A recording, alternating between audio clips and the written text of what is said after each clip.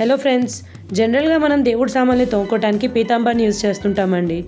But నేను ఈరోజు మీకు సింపుల్గా ఇంట్లో దొరికే ఐటమ్స్ తోటి ఎలా క్లీన్ చేసుకోవాలో చూపిస్తున్నానండి. ఇక్కడ నేను 1 టేబుల్ స్పూన్ పసుపు, 1 టేబుల్ స్పూన్ శనగపిండి, 4 టేబుల్ స్పూన్లు మజ్జిగ లేదా పెరుగుంటే పెరుగు తీసుకోవచ్చండి.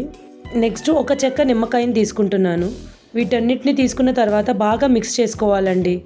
ఒక పేస్ట్ లాగా రెడీ అవుతుంది బాగా కలుపుకున్న తర్వాత. ఇక్కడ చూడండి, నేను జస్ట్ స్పూన్ తోటి అప్లై చేస్తున్నానండి. ఇక్కడ గిన్నె మీద హ్యాండ్నే యూజ్ చేయట్లేదు అసలు.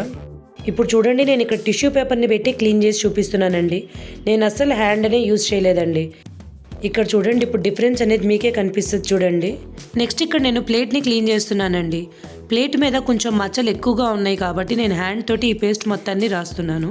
నెక్స్ట్ ఇక్కడ నేను దేవుడి సామాన్లు కడిగే స్క్రబ్ ఉంటుంది కదండి, దాంతో నీట్గా రుద్దుతున్నానండి. ఎక్కువ ఫోర్స్గా రుద్దక్కర్లేదండి. జస్ట్ నార్మల్ మనం గిన్నెలు ఎలా కడుక్కుంటామో అంతే కడుక్కోవాలండి. చూడండి ఎంత నీట్గా క్లీన్ అయిపోతుందో, మీకు క్లీన్ చేసేటప్పుడే కనిపిస్తుంది చూడండి. ఇప్పుడు నేను ఇక్కడ క్లీన్ వాటర్ తీసుకున్నానండి. క్లీన్ వాటర్లో క్లీన్ చేసి చూపిస్తున్నాను చూడండి. నేను ఇక్కడ డిఫరెన్స్ చూపిస్తున్నాను చూడండి. నేను వెనక క్లీన్ చేయలేదండి, ఇందాక జస్ట్ ఫ్రంట్ పార్ట్ ఒక్కటే క్లీన్ చేశాను ప్లేట్కి. మీరు రెండుకి డిఫరెన్స్ చూడొచ్చండి, ఫ్రంట్ టు బ్యాక్ ఎంత డిఫరెన్స్ ఉందో. మీరే చూడండి ఎంత నీట్గా క్లీన్ అయిందో బిఫోర్ ఆఫ్టర్లో. మీకు కనుక నా వీడియో నచ్చినట్టయితే ప్లీజ్ లైక్ చేసి సబ్స్క్రైబ్ చేసుకోండి ఛానల్ని.